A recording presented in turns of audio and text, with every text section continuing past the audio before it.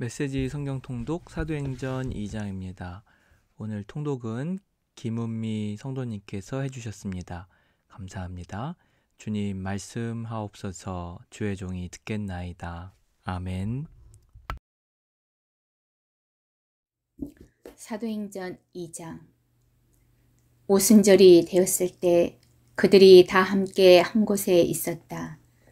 난데없이 맹렬한 기세에 강한 바람 같은 소리가 났으나 그 소리가 어디서 나는지 아무도 알 수 없었다. 그 소리가 온 건물을 가득 채웠다.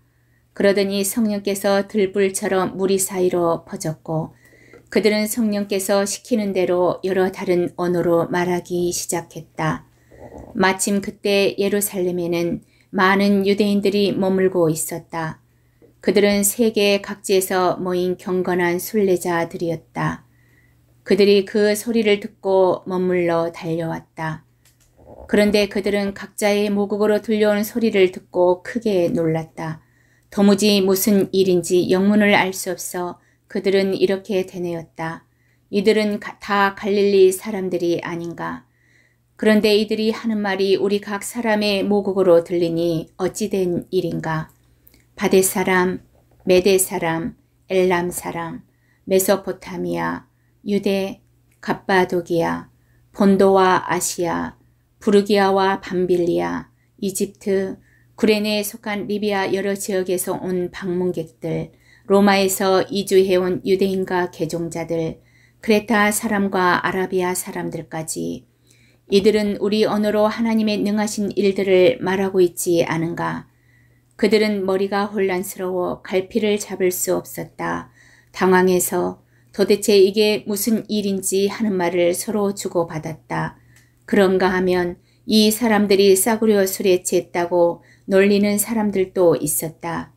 바로 그때 다른 11사도의 지지를 받은 베드로가 일어나 무척 긴박한 어조로 말했다.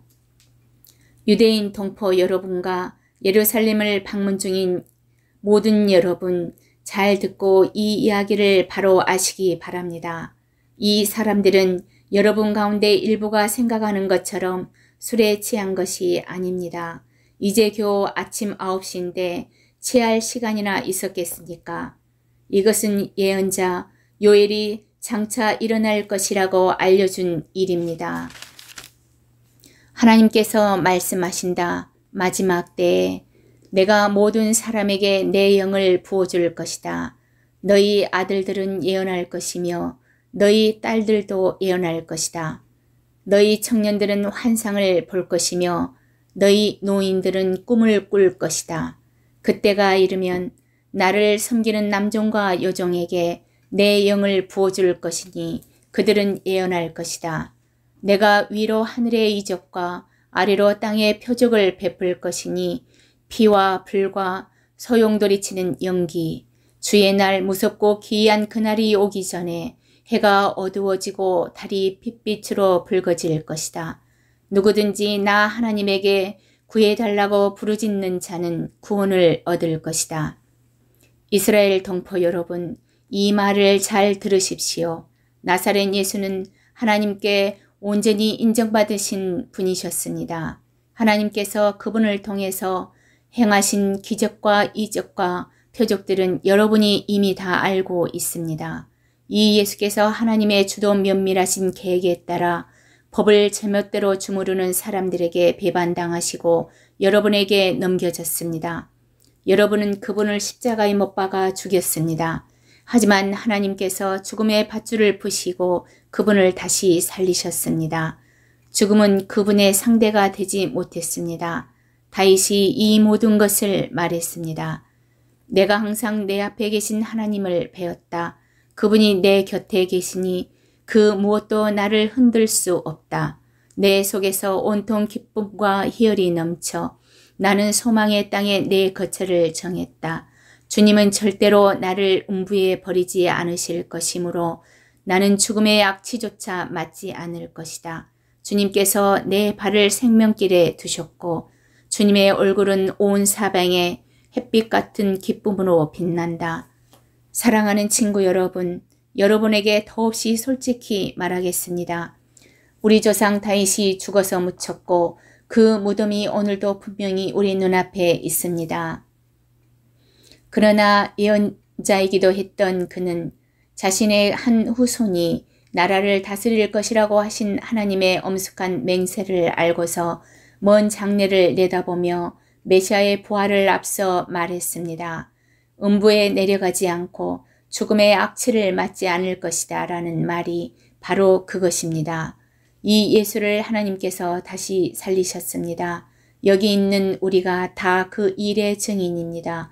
그 후에 예수께서 하나님 오른편 높은 곳에 올려져 아버지께서 약속하신 성령을 받으시고 그 받으신 성령을 우리에게 부어주셨습니다.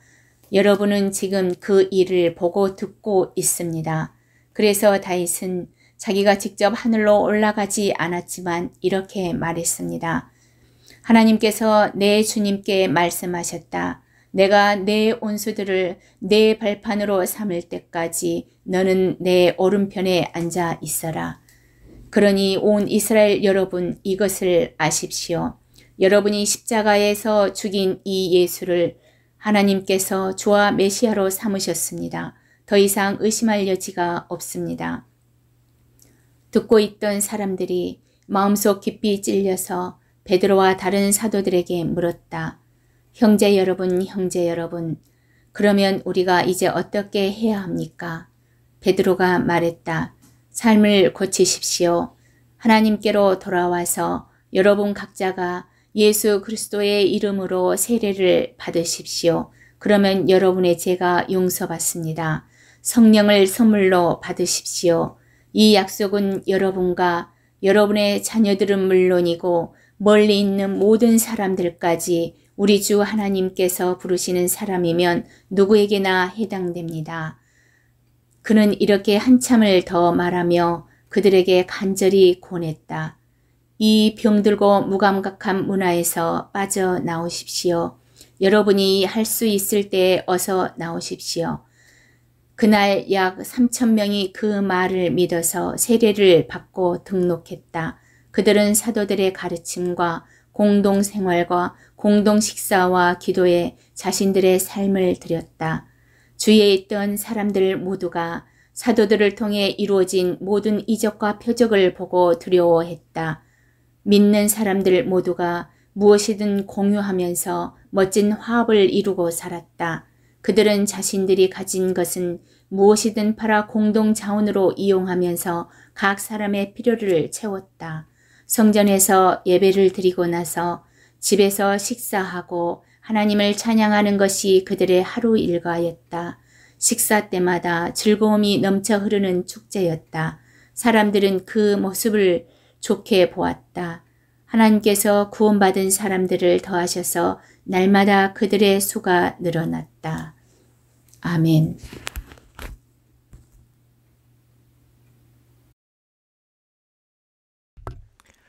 오늘의 묵상 기도입니다. 삶을 고치십시오. 하나님께로 돌아와 세례를 받으십시오. 성령을 선물로 받으십시오.